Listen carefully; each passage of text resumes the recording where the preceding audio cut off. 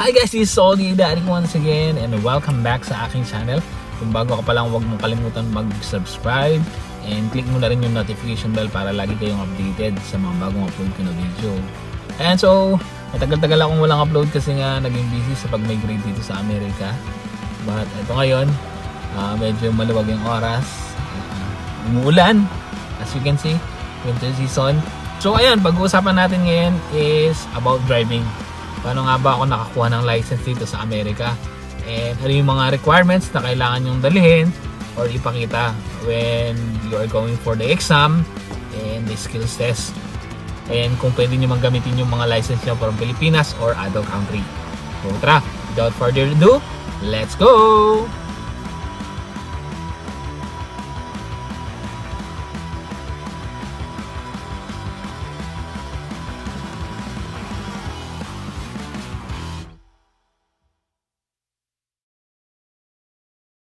Ayan guys, so unang requirements na kailangan nyo sa pagkuha ng driver's license dito sa Amerika is yung proof of identity. Maaaring ang inyong driver's license international or driver's license sa Pilipinas, and of course ang inyong passport na titingnan nila ang inyong age, and of course yung visa status if permanent resident pa kayo dito sa US. So wag na wag nyong kakalimutan yan. Ayan, so pangalawang requirements na kailangan nyo is yung proof of billing, like yung utility bill, water, electricity, maaring internet, or yung mga phone bills. Usually pag kukuha kayo ng mga phones dito and pag nakakuha na kayo ng bahay, usually pinapadala yan through email or by mail. Okay? Next is pwedeng yung inyong mga bank account or bank details, like yung debit card or credit card na nakalagay naman yung address doon. Usually binibigyan naman kayo dyan pag mag-a-apply kayo ng paper billing or statement of account. Pwedeng bank account or utility bills or yung pinaka-contract nyo dun sa bahay na kukunin nyo. Usually after deals or after na magbayad kayo ng like 2 months dun sa bahay or nakapag-deal na kayo dun sa leasing office, binibigyan kayo ng lease contract. So yun yung pwede rin na ipakita nyo when you're going to DMV or mag-a-apply na kayo ng knowledge test. And of course, last but not the least, yung pinaka-importante talaga sa lahat ay ang inyong social security number. Ayan talaga yung number 1 na tinitingnan nilang requirements kapag kukuha kayo ng driver's license. Usually, naglalas yan ng mga 10 business days bago dumating sa inyo or about 2 weeks. Papadala yun sa office kung saan kayo naka-base na agency or kung anong address yung binigay nyo doon sa immigration. So kapag wala pa within 10 business days or 2 weeks, pwede kayong mag-follow up sa malapit sa inyong social security office. Pwede nyong hingin kahit yung number lang. Usually minsan binibigyan na nila yung number or baka nandun na, ihintay nyo na lang na ma-release.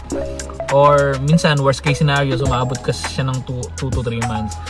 So isa sa mga advice ko is mag-follow up talaga after 2 weeks kung wala pa yung inyong SSN. Usually yung mga kasama namin, isa sa mga kasama namin dumating dito is nagtagal talaga sa kakabalik niya yung sa SSN kasi hindi pa rin dumarating. Since limited talaga yung magagawa mo kapag wala pa yun. So ayun lang for today. Yun yung halos na requirements na kailangan nyo sa pagkuha ng driver's license dito sa Amerika is yung proof of identity, dalawang proof of billing, and of course yung inyong SSN. So ayun, question, magagamit ko ba yung aking license kung nasa ibang country man ako or nasa Philippines? Ang sagot ko dyan is yes, depende yan sa state na pumuntahan ninyo. Usually nag-search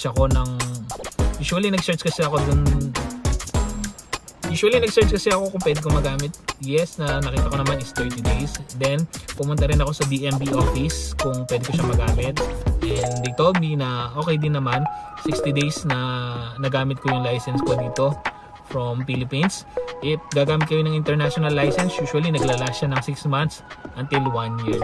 May kasama ako dito, gamit niya international license, nagamit din naman niya, but hindi na niya pinatapos yung 1 year, is kumuha na agad siya ng license dito sa Maryland. So ayun, my advice siguro kung pupunta kayo dito sa Amerika, kung nandyan man kayo sa Pilipinas or any countries, na much better rin na meron na kayong license, since hindi niyo na pagdadaanan yung mga driving class na sobrang napakamahal.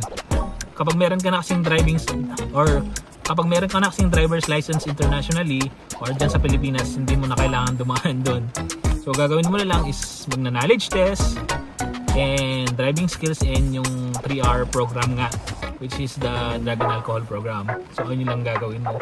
Unlike kung wala ka pa talagang license, mag-i-start ka ulit and magda-drive or magda-driving school ka, which is sobrang mahal. So ayun lang pinaka-advice ko talaga ngayon. Kung nandyan pa kayo sa Pilipinas or other country na nagbabalak pumunta dito sa Amerika, is mag-practice na and kumuha na rin ng driver's license. Ang advantage lang kasi ng meron kang international license or may license kayo sa Pilipinas, pwede kayong manghiram ng car or may mga kaibigan kayo or relatives dito sa Amerika, pwede nila yung iparent ang kanilang car and then i-add lang nila kayo as a driver dun sa kanilang insurance, and then pwede nyo nang magamit yung car. Since napaka-necessity talaga ng car dito sa Amerika, ang mamahal ng Uber, especially like kung malalayo yung pupuntahan nyo or mag-grocery kayo, so napaka-applicable talaga na meron kayong car dito sa Amerika. So ayun lang for today guys. Again, thank you for watching my channel. Kung meron kayong mga questions na pwede nating isagot or pwede nating i-vlog sa next video natin, comment lang below. And bye-bye for now. God bless.